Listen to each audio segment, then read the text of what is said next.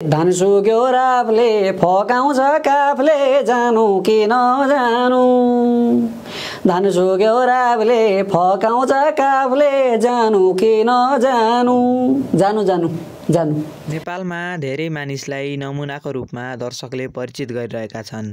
ती एक नमुना मध्ये यिनलाई पनि राखिएको छ। यिनलाई कलाकार भन्ने कि पत्रकार भन्ने कि कमेडियन भन्ने के भन्ने सबै दर्शक चकित छन्।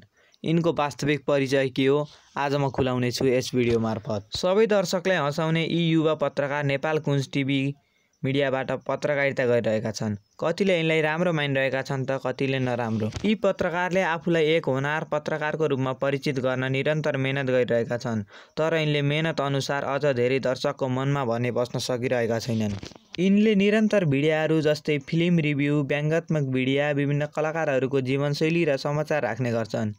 यिनले यस्ता विभिन्न भिडियोहरू राख्दै गर्दा भिडियोको कमेन्ट बक्स हेर्ने हो भने भिडियोको विषयवस्तु भन्दा पनि यिनै पत्रकारको रोस्ट गरेको धेरै कमेन्ट भेटिन्छन्। तर यिनले भने रोस्टलाई ध्यानमा नदिइकन निरन्तर मेहनत गरिरहेका छन्।